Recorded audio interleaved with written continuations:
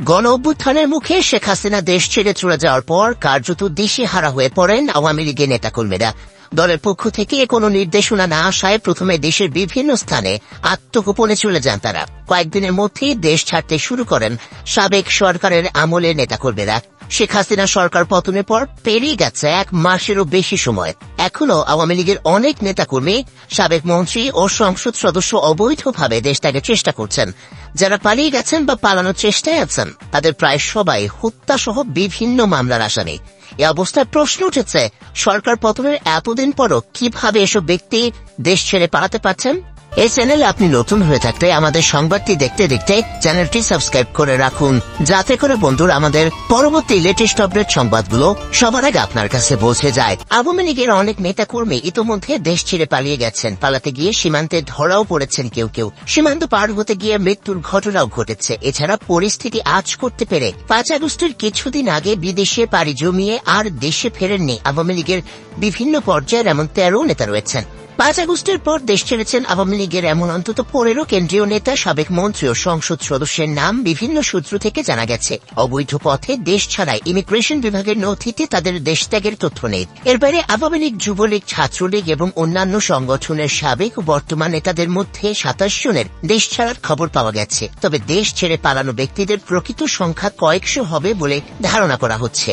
সংশ্লিষ্ট একাধিক সূত্র থেকে জানা গেছে, গত সপ্তাহে সাবেক স্বরাষ্ট্রমন্ত্রী আসাদুজ্জামান খান, সাবেক বস্ত্র ও পাট মন্ত্রী জাহাঙ্গীর কবির নানক, আওয়ামী লীগের যুগ্ম সাধারণ সম্পাদক ও সাবেক সংসদ সদস্য আ.ফ.ম. বাহাউদ্দিন নাসিম সীমান্ত পাড়ি দিয়েছেন। আর 5 আগস্টের ঠিক পরপরই দেশ ত্যাগ করেছেন সাবেক পররাষ্ট্রমন্ত্রী হাসান মাহমুদ, সাবেক স্থানীয় সরকার মন্ত্রী মোহাম্মদ তাজুল ইসলাম, সাবেক শিক্ষামন্ত্রী মহিবুল হাসান চৌধুরী নওফেল, সাবেক তথ্য প্রতিমন্ত্রী মোহাম্মদ আলী আরাফাত, সাবেক সংসদ সদস্য আলাউদ্দিন আহমেদ নাসিম ও আলোচিত আওয়ামী লীগের নেতা নারায়ণগঞ্জ সংসদ সদস্য শামীম ওসমান সহ আরো অনেকে।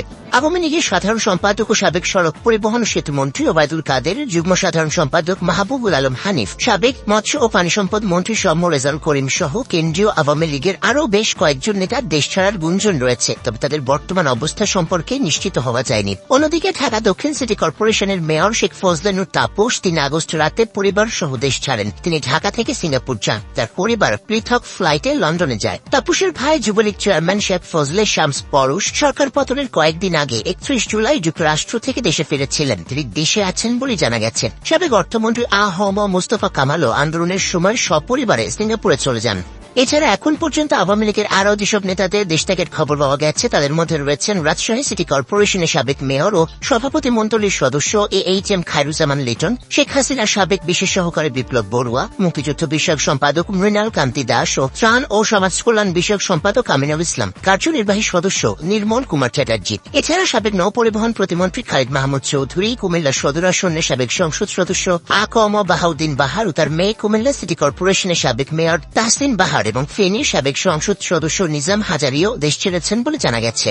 এই তালিকায় আরও রয়েছেন ছাত্রলীগের সভাপতি সাদ্দাম হোসেন, সাধারণ সম্পাদক শেখ ওয়ালি আসিফ ইনান, ঢাকা বিশ্ববিদ্যালয় ছাত্রলীগের সভাপতি মাজহারুল কবির স্বয়ন, ঢাকা মহানগর উত্তর ছাত্রলীগের সভাপতি রিয়াজ মাহমুদ, যুবলীগের প্রচার ও প্রকাশনা সম্পাদক জয়দেব নন্দী।